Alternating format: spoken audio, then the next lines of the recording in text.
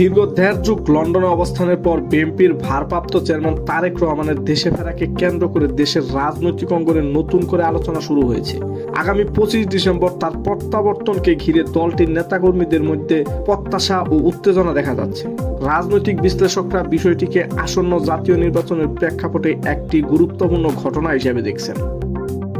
তবে বিশ্লেষকদের মতে দেশে ফেরার পর তারেক রহমানের সামনে একাধিক চ্যালেঞ্জ অপেক্ষা করছে। এর মধ্যে অন্যতম হলো দলীয় ঐক্য বজায় রাখা, বিভিন্ন নির্বাচনী এলাকায় মনোনয়নকে কেন্দ্র করে বিএনপির ভেতরে যে অভ্যন্তরীণ কুন্দল তৈরি হয়েছে তা সামাল দেওয়া একটি বড় পরীক্ষা হয়ে উঠতে পারে। একই সঙ্গে নিরাপত্তা পরিস্থিতি এবং অন্যান্য রাজনৈতিক দলের সঙ্গে সংঘাতপূর্ণ বিষয়টিও গুরুত্বের সঙ্গে বিবেচনা করতে হবে। রাজনৈতিক বিশ্লেষকরা মনে করছেন তারেক রহমানের প্রত্যাবর্তনের পর সামাজিক যোগাযোগ মাধ্যমে অপপ্রচার ও বিভ্রান্তিকর তথ্য ছড়ানোর প্রবণতা বাড়তে পারে।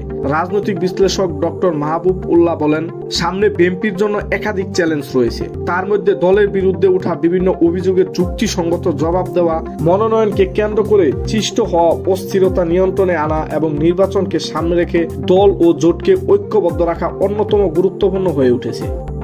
অন্যদিকে রাজনৈতিক বিশ্লেষক ডক্টর দিলারা চৌধুরী মনে করেন, মনোনয়নকে কেন্দ্র করে বিএনপির বিভিন্ন এলাকায় যে বিভাজন ও দ্বন্দ্ব দেখা যাচ্ছে তা নিয়ন্ত্রণে এনে তৃণমূল পর্যন্ত দলীয় শৃঙ্খলা জোরদার করাই এখন বড় চ্যালেঞ্জ। তিনি বলেন, নির্বাচনের পর জনগণের আস্থার ভিত্তিতে একটি বৃহত্তর ঐক্য গড়ে তোলা এবং দুর্নীতি দমনে কার্যকর উদ্যোগ নেওয়াই ভবিষ্যৎ নেতৃত্বের জন্য সবচেয়ে গুরুত্বপূর্ণ দায়িত্ব হবে। দক্ষিণ পূর্ব এশিয়ার ইতিহাস বিষয়ক গবেষক আলতাফ পারভেজ মনে করেন, বাংলাদেশ বর্তমান রাজনৈতিক পরিস্থিতিতে অভ্যন্তরীণ ও আন্তর্জাতিক চাপ একটি বড় উদ্বেগের জায়গা হয়ে উঠেছে।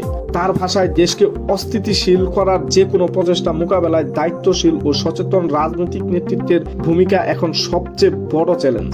বিশ্লেষকদের মতে এই সমস্যাটি শুধু একটি দলের জন্য নয়, বরং সামগ্রিক দেশের রাজনীতির জন্য সংবেদনশীল। নির্বাচনকে ঘিরে সহিংসতা এড়ানো, সব দলের অংশগ্রহণ নিশ্চিত করা এবং জাতীয় ঐক্য বজায় রাখা, এই তিনটি বিষয়ে আগামী দিনের বড় চ্যালেঞ্জ হিসেবে দেখা দিচ্ছে।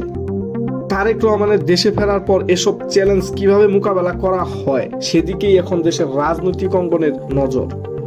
মোহাম্মদ বাইজিদ প্রবীণ, এই দিন এই সময়।